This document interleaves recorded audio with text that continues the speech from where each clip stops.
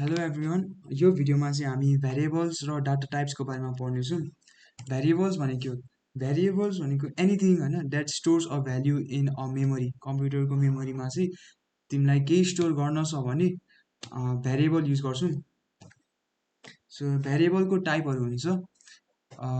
भेरिएबलको type कसरी छुट्टा हुन्छ भने चाहिँ कस्तो टाइपको भ्याल्यु चाहिँ स्टोर गर्ने हो त्यसको अनुसार चाहिँ different different kinds of variable हुन्छ। हाम्रो सुरुमा इन्ट भन्ने भेरिएबल यसले चाहिँ इन्टिजर स्टोर गर्छ, whole numbers 1 2 3 4 5 and so on. अनि अर्को आउँछ डबल भेरिएबलले चाहिँ फ्लोटिङ पोइन्ट नम्बर स्टोर गर्छ, जस्तो डेसिमल भएको डेसिमल जस्तो 1.25 2.8 त्यस्तो। अनि अर्को आउँछ क्यारेक्टर भेरिएबलले चाहिँ एउटा सिङ्गल क्यारेक्टर स्टोर गर्छ, जस्तो ए बी। अनि त्यसपछि आउँछ स्ट्रिङले चाहिँ एउटा लाइन स्टोर गर्छ, एउटा text bunch of character store गर्छ, जस्तो hello world, this is an apple त्यस्तो स्टोर गर्छ। अनि लास्टमा आयो बुल भेरिएबल्स, यसले चाहिँ बुलिन भ्याल्यु स्टोर गर्छ, ट्रु अर फल्स। त्यसपछि हामी डिक्लेरेसन र डेफिनेसन हेऱ्यौँ। यहाँ डिक्लेरेसन र डेफिनेसन चाहिँ कसरी हुन्छ भन्दाखेरि प्रोग्राममा पहिला हामी कस्तो भ्याल्यु स्टोर गर्ने त त्यसकै अनुसार भेरिएबलको डाटा टाइप दिने, यहाँबाट इन्ट डबल क्यारेट स्ट्रिङ के स्टोर गर्ने त। त्यसपछि आइडेन्टिफायर भनेर चाहिँ अब भेरिएबल स्टोर त गरिरहेको छौँ तर हामीलाई याद गर्नलाई त एउटा नाम दिन पऱ्यो नि त त्यो भ्याल्युको। त्यो आइडेन्टिफायरको काम है, सिम्पली भेरिएबलको नाम हो आइडेन्टिफायर भने। अनि इज इक्वल टु भ्याल्यु भने चाहिँ अब त्यो भेरिएबलको भ्याल्यु। अनि त्यसपछि सेमिकोलनले एन्ड अफ स्टेटमेन्ट। अब प्रोग्राममा जाउँ।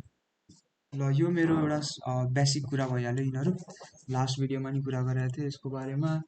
अनि अब सुरुमा हामी एउटा इन्टिजर भेरिएबल डिक्लेयर गरौँ है त। कसरी गर्छौँ त, सुरुमा इन्टिजर भेरिएबल डिक्लेयर गर्दा डाटा टाइप लेख्नु, इन्टिजरको इन्ट छ डाटा टाइप। त्यसपछि आइडेन्टिफायर भेरिएबलको नाम के हो त, जस्तो ए। अनि त्यसपछि सेमिकोलन। यो डिक्लेरेसन भयो। डिक्लेरेसन भन्नाले यसले यो स्टेटमेन्टले के भन्छ कम्पाइलरलाई भन्दाखेरि एउटा ए भन्ने इन्टिजर भेरिएबल छ तर यसको भ्याल्यु चाहिँ अहिले हामीले भनेको छैन, जस्ट एउटा भेरिएबल क्रिएट गरिराख, एउटा मेमोरी रिजर्भ गरिराख ए भन्ने इन्टिजर भेरिएबलको लागि। अब यसलाई डेफिनेसन दिउँ है त, यसलाई भ्याल्यु दिउँ। भ्याल्यु कसरी दिने त, ए को इज इक्वल टु अब भ्याल्यु इन्टिजर भनेको थियौँ, त्यसैले अब यहाँ इन्टिजर भ्याल्यु नै दिनु पऱ्यो, जस्तो 1000 है। अब ए को भ्याल्यु कति भयो त 1000। यो डिक्लेरेसन भयो, यो डेफिनेसन भयो। डिक्लेरेसन र डेफिनेसन हामी सँगै गर्न मिल्छ, यसरी इन्ट अनि बी इज इक्वल टु 1000। यो डिक्लेरेसन र डेफिनेसन एकैचोटि भयो। अब बीको भ्याल्यु 1000 छ, मलाई पछि गएर बीको भ्याल्यु चेन्ज गर्न पर्यो। के गर्ने त, यसो गएर बीको भ्याल्यु मलाई कति राख्नु छ अब 5000। पहिला बीको भ्याल्यु 1000 थियो, अब यसरी आउँदैछ, बीको भ्याल्यु अब 5000 भयो है। अब यो बीको भ्याल्यु मलाई प्रिन्ट गर्न पर्यो है त।